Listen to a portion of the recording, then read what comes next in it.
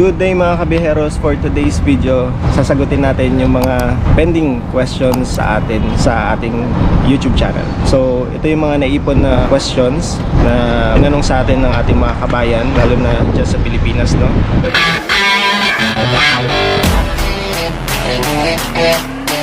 Ngayon ay nandito nga pala kami sa ito yung Masaken Al Murakabat na building. So in between ito ng Al Riga and ng Al Murakabat area.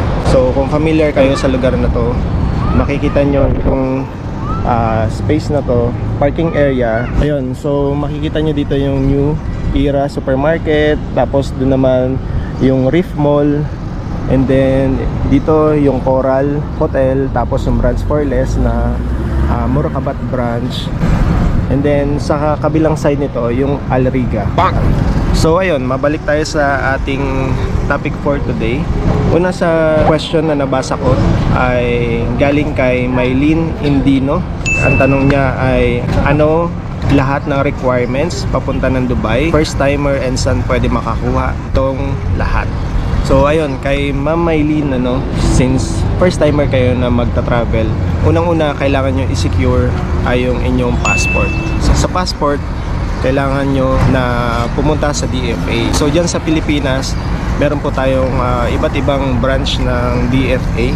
So search nyo na lang sa website nila, type nyo na lang yung DFA website nila, and then makikita nyo yung branch na pinakamalapit sa lugar nyo. Mas makakales ka ng time syempre and effort kung yung DFA na pupuntahan mo ay mas malapit syempre sa bahay nyo. So number 1, kailangan mo mag-secure ng passport. So number 2 naman ay yung visa. So since papunta ng Dubai yung tanong mo, ang kailangan mo i-secure ay Dubai visa. Ito ay hindi po siya sponsored, no? So simula kasi noon hanggang ngayon, kapag meron kaming problem or meron kaming inquiries or transaction regarding sa visa, ang talagang nagpa-process niyan sa amin ay ang Flywings Travel Agency. So hanapin nyo na lang po si Ma'am MC. So kung mapapanood nyo yung mga old videos namin, makikita nyo doon kung ano yung kwento namin nung pumunta kami mag-asawa dito sa Dubai. Sila yung nagpa-process ng visa. So legit na agency po yan, legit na travel agency, kasi hanggang ngayon talaga kapag may problem kami about sa visa processing, diyan kami lumalapit. Message nyo na lang sila sa Messenger or search nyo na lang yung kanilang website sa Facebook para makita nyo and makontak nyo, makapag-inquire kayo about sa Dubai visa. So yung mga requirements, sila na din naman yung magsasabi kung ano yung mga kailangan nyo i-send sa kanila para ma-process nila yung inyong visa. And then after that, syempre i-advise nila kayo na bumili ng plane ticket. So sa plane ticket naman, i-advise nila kayo ng cheapest na plane ticket. So dyan sa atin sa Pilipinas, isa sa pinakamura nakikita ko kasi ay yung Cebu Pacific. Ever since naman na umalis kami ng Pilipinas, tapos pag nagbabakasyon kami na pabalik ng Pilipinas, tapos pabalik ulit ng Dubai, Cebu Pacific talaga kami. So for me, lalo na kung first traveler ka, syempre ang hanapin mo na plane ticket ay yung kung saan ka makakatipid. Kasi yung time naman ng travel usually nasa 9 hours yan. So para sa akin, hanapin mo na yung affordable. Kasi yung masisave mo na money, magagamit mo yan kapag nakarating ka na dito sa Dubai. So meron na tayong passport, meron tayong visa, meron na tayong plane ticket. So ano pa ba yung mga hinahanap na requirements kapag magta-travel tayo? So ngayon nauso na yung e-travel. So yung e-travel, kinukuha po yan before ng flight nyo. Kung halimbawa April 5 yung travel date nyo, at least 48 hours makapag-secure kayo ng e-travel. Punta kayo ng website, and then ilagay nyo lang doon yung mga details nyo. May mga kailangan silang attachment ng mga files nyo, legal files. Yun po yung mga ilalagay nyo para makakuha kayo ng e-travel. So pwede nyo siyang i-screenshot, pwede nyo rin siyang i-print. For first time traveler, lalo na kung haharap kayo sa immigration, I highly advise na lahat po na ipapakita natin ay printed. Makikita ng immigration officer natin na ready tayo kung ano man na kakailanganin nilang document para sa atin. Yung iba kasi nakasave lang sa cellphone. So syempre kapag kinakabahan ka na, di ba? Lalo na kapag ka nasa immigration ka na, sobrang legit yung experience ng kaba. Promise. Kahit kami na OFW na nakailang balik na sa Pilipinas tapos pabalik dito ng Dubai, kinakabahan pa rin kami kapag kaharap na namin immigration officers. So ako isasuggest ko talaga na meron kayong printed out ng mga documents na dadalhin nyo dito. Ayun. Tapos next question, ito naman comment sa atin dun sa video natin about visa change. Napanood nyo yung ating vlog, pumunta si Mrs. and aking mother-in-law sa Oman. So from Dubai nag-exit sila papuntang Oman. So yung visa change, dun po nangyayari yung sinasabi natin yung visa change. Question sa atin si Ma'am Teresa Montesa. Ang tanong niya, hello po, question lang po, after nyo po mag-exit from Dubai to Oman and then papasok from Oman to Dubai and few days later nagka-work ka na dito sa Dubai and na-process na at done na ang working visa, need pa po ba mag-exit ulit or hindi na para ma-update ang visa to residence? Thank you, sana mapansin. So based sa message niya kasi, ang given situation is, for example, nag-exit siya from Dubai to Oman, tapos nakabalik na ulit siya dito sa Oman to Dubai, and then after a few days nagkaroon na siya ng work. So nakahanap na siya ng work or na-process na yung kanyang working visa. So ang tanong ay, kailangan pa ba niya mag-exit or hindi na? So isa sa pagkakaintindi ko dito, no, so ito ay true experience lang din naman, hindi na kailangan mag-exit ulit o para mag-exit ulit tapos babalik ka dito para magamit mo ulit yung working visa. Kasi ang pwede mo diyang gawin, di ba, nakapag-exit ka na tapos bumalik ka ulit dito, para ma-process yung working visa mo, kailangan yung entry visa mo dito as tourist visa, kailangan mo siyang ipa-cancel. So kung saan kang travel agency na kumuha ng inyong tourist visa or kung sino man yung travel agency na nag-process ng exit visa mo tapos entry visa mo pabalik dito sa Dubai, sila din yung magpa-process ng visa cancellation mo. So yung visa cancellation na yun yung ibibigay mo, i-forward mo sa inyong HR or kung sino man magpa-process ng working visa mo.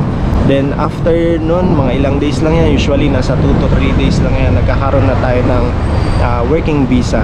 So kapag may working visa ka na, kapag meron ka ng Emirates ID and residence visa, hindi mo na kailangan umexit ulit para lang magamit mo yung inyong working visa. So ang kailangan mo lang is pa-cancel yung inyong entry visa dito sa Dubai, ipa-apply mo na siya sa inyong company para ma-process na yung inyong working visa. Tapos tuloy-tuloy na yun, pwede ka na ulit magtrabaho na legal dito sa Dubai. So I hope na sagot ko yung tanong ni Ma'am Teresa Montesa.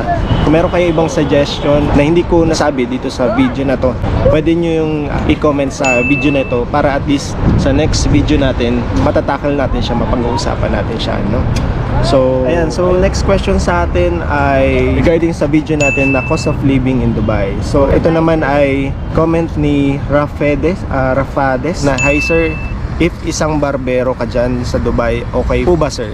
So ayun, if isang barbero, actually madaming barbershop dito sa Dubai, hindi lang siya Pinoy barbershop. Usually makikita mo talaga dito iba't ibang lahi, pero karamihan ng nakikita namin na barbershop dito, parang ang marketing strategy na ginagawa nila, ang may-ari ibang lahi, pero ang mga barbero nila more on Filipino, more on kabayan.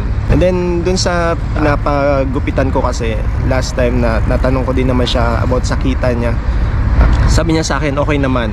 Siguro mga salary range niyan, kung hindi ako nagkakamali, is nasa 2,000 to 3,000. Depende sa magiging offer sa inyo ng company na ma-applyan mo. So ayun, since hindi naman kasi ako barbero or in line dun sa ganitong klaseng work, hindi ko siya masagot. Nandun lang ako sa idea na based sa kwento-kwento or na pag-uusapan kapag may nakikita kaming kabayan, minsan natatanong ko kasi sila about sa sahod nila. Kuya, kamusta ba yung sahod nyo dito? Kamusta ba yung buhay nyo dito? Nakakasurvive naman ba? Sabi naman niya sa akin is okay naman, nakakasurvive naman, nakakapadala naman kahit konti sa family sa Pilipinas. Pero syempre nasa sa inyo pa din naman yan kung tatanggapin nyo yung trabaho kapag dumating na kayo dito sa Dubai. Dito kasi sa Dubai, laging basis nila kapag usapang salary.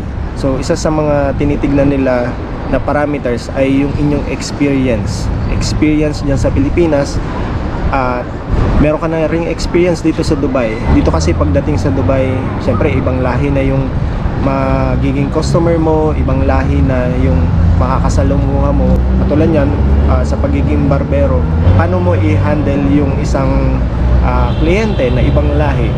Kailangan mo syempre mapakita na yung style mo or yung gusto nila masatisfy sila, no? Yung salary, nakadepende palagi yan sa kung paano mo dalhin yung sarili mo kapag humarap ka na sa boss mo or sa employer mo.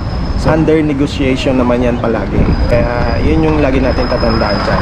I-boost yung sarili mo. Kapag humarap ka na sa mga HR dito or kung sino man nag-i-interview sa inyo lang, ibigay mo na yung 110% mo para makasagot ng tama, para mapakita sa kanila na willing ka, interested ka na magtrabaho, matuto, at saka lawakan mo yung yung pag-unawa mo. Dito kasi sa ibang bansa, ibang-iba yung buhay. Pag-usapan natin yan sa mga susunod nating video. Pero for the moment, masasabi ko mahirap siya. And kailangan mo talagang makipagsabayan. Kung gusto mo umangat dito sa ibang bansa, kailangan mo makipagsabayan. Isa sa question pa sa atin ay sa cost of living in Dubai. Ang tanong naman ay nanggaling kay So yung tanong ay nanggaling kay Pahima Basa. Ang tanong niya ay magkano po binayad nyo para sa visa ng anak nyo?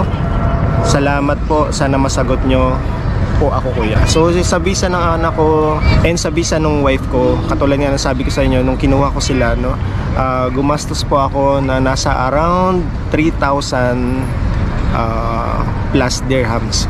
Kasi that time yung visa plus plane ticket saka yung insurance, travel insurance na tinatawag, pagka sa adult kasi that time nagre-range siya ng nasa 2,000 to 2,800 dirhams.